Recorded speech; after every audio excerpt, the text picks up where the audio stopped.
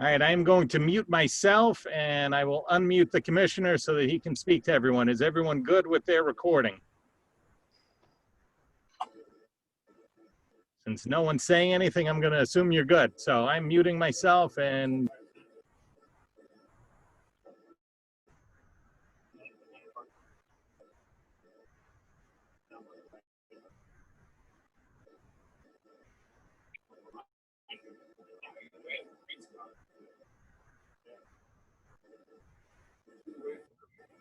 I've unmuted myself. Can you all hear me? Good? Yeah, we can hear you. Okay, great. Thanks, everybody. Welcome to Zoom Press 2020. Listen, it's been an extraordinary year, to say the least, with the pandemic and everything else that's going on nationally here in New York State. We are thrilled to see people wanting to get outside. Luckily, the state itself has some of the most amazing wild places for people to go and seek refuge from what they've been enduring the last 5 months.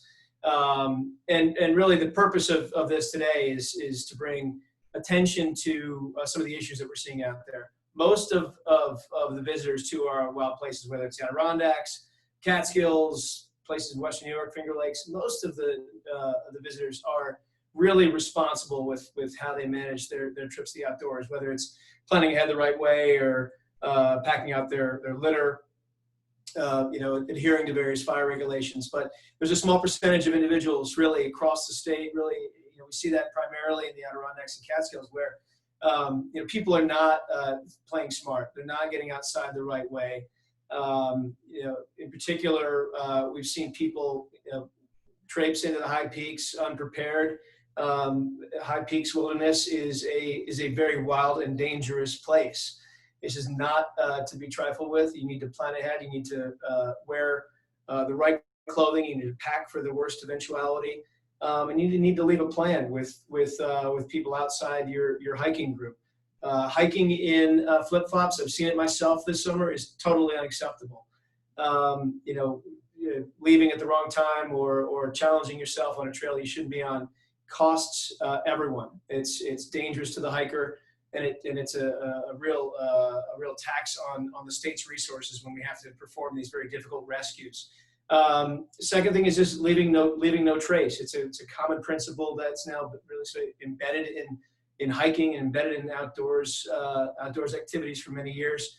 But we see this year in particular, for some reason, an enormous amount of trash being left at trailheads, and that's really a small percentage of people that do this, but it's making life really difficult for those of us who want to see the outdoors treated with respect and treat each other with respect, frankly.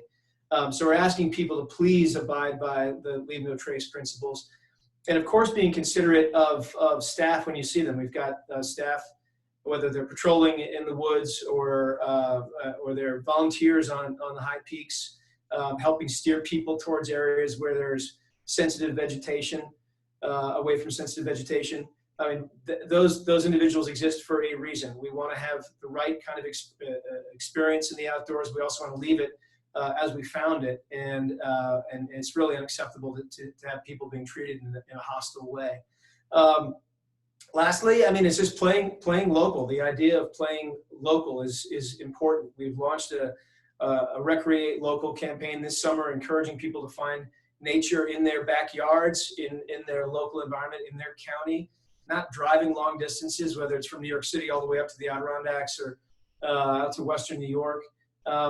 Please play local. It's important for our flattening of the curve, of the coronavirus curve. It's important for our individual relationships with one another. There's instances where it's hard to socially distance on trails. It's hard to socially distance at various locations around the state. So really just using common sense. This is a plea for people to use common sense when they go in the outdoors. We're seeing record usership, which is great in some ways, but also brings with it some important costs that we need to consider. And DEC, obviously we have an amazing opportunity here at this agency to manage these beautiful places. We want to leave them as we found them. And we need everyone to recognize that we're all in this together.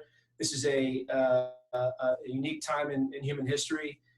We're all traveling through this crisis together, and we need to ensure that we treat each other and the environment with respect along the way. So that's my message today. We've appreciated some of the feedback we've gotten, some of the great thinking out there. We've got long-term plans on how to resolve some of these issues, but right now in the middle of this pandemic, this is a shared responsibility of every New Yorker, every visitor, to leave our places as we found them. So I'll take some questions on our plans. So if you have any questions, you can just unmute yourself and you can ask the commissioner about other High Peaks issues you have. Hi, Commissioner, it's Gwen. Hi, Gwen. Are there any plans to hire more rangers based off of this year? And what's happening with the Environmental Protection Fund based on the budget? Just wondering if there's any concern about it getting cut since the Mother Nature Bond Act has been nixed. Sure. Well, I mean, listen, no one's been more committed to the Ranger Force than I have been. And since I've been commissioner, we've had 3 classes, 3 academies where we brought on new Rangers and increased the numbers really to record levels now. So it's too early to say where we go in 2021. Right now, we're dealing with a massive hole in our budget statewide, brought on by the coronavirus, the economic slowdown, and of course by the failure of Washington at this point to backfill some of our budget gaps. That's something that we're working hard on. The governor's been pushing that really aggressively down in Washington as we speak. So, you know, until we get a better sense where the budget's going to be next year, it's premature for me to weigh in as to staffing numbers. But I've been totally committed to the Ranger Force, and frankly, you know, my commitment is to the wild places and to the people that want to go to these places. And we've been able to work with partner groups. We've brought in other divisions, other agencies to help with, you know, policing and resource management within the High Peaks. And it's worked quite well, but we need the public to buy into that. We need the public to be part of the solution, and that really is that small percentage of people who've made some of the wrong choices when they go out into the outdoors. As the EPF, the governor's been a stalwart defender of the EPF. You know, really since I became commissioner, every single year we've had a $300 million EPF record levels. Governor secured that again this year in the budget. I expect that to be a core component of what we do over the coming months, is spending money out of the EPF and obviously dedicating money towards important projects around the state. The Bond Act is a different animal. The governor talked about that last week. The cancellation of the Bond Act this year. You know, I think there's probably no one who's taken it more personally than the governor and myself. Honestly, and yet it's an important decision that was made to protect the state's financial picture for the years to come.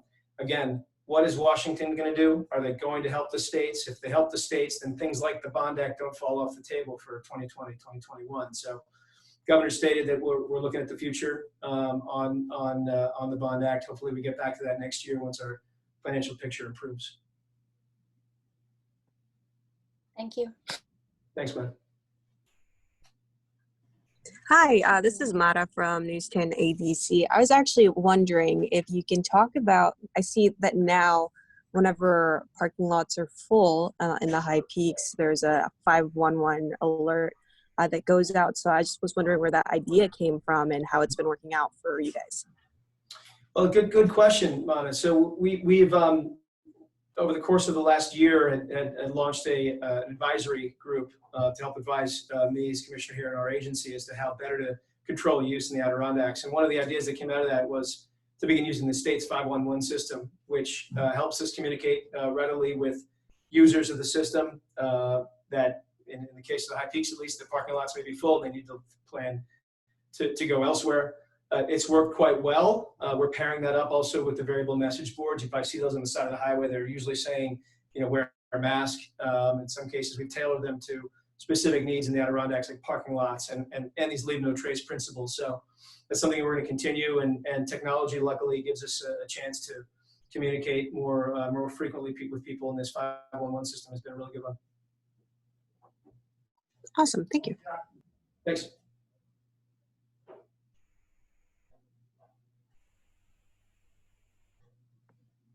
Can I ask another? And yes. Um, any contingency plans for if the Canadian border opens soon and with crowds in the high peaks? And then any comment too on more limits on use conversations that was mentioned in the Strategic Advisory's interim report? Sure. Well, listen, I think, we're as eager to see the border reopen as anybody, right? It's a massive economic impact for the North Country and also for the Canadian economy as well. To have that lack of exchange, tourism has been hurt on both sides. We're looking at it closely. We've gone month to month on it. We're obviously taking our cues from a much higher level on this because we don't control the border. But I think we're seeing that, if the border reopens, we're going to launch a messaging campaign to encourage Canadians coming across, whether it's in English or French Canadian, to message those leave no trace principles, the same issues that we're facing here in New York. That's the plan right now. We're going to watch it closely. They've been going month to month. I have no intel as to whether or not they're going to extend that for another month, but we'll look at it closely. And your other question was, say it again? Any more discussion on limits on use or permits that was mentioned in the interim report? I know there's a pilot program mentioned. Right. So no discussions yet on those issues. I mean, we got the report a month or so ago, a month and a half ago. We're looking at some of those preliminary recommendations carefully. We're taking some public input on that. I think, whenever you talk about permit system, whenever you talk about something as rigorous as that you always want that to be the last place you go. There's very passionate feelings both sides on that, and there may be some places where it's warranted. This pilot may help inform that, but there can be some places where it's clearly not, and we need to look very carefully at this interplay between local government and nature interests as well as tourism interests. The Adirondacks is unlike most really wild places. You think about a Yosemite or a Yellowstone, there's 5 entrances and there's no villages inside and there's no economic activity other than the tourism. So it makes sense for those places to sort of control the flows of use in the backcountry.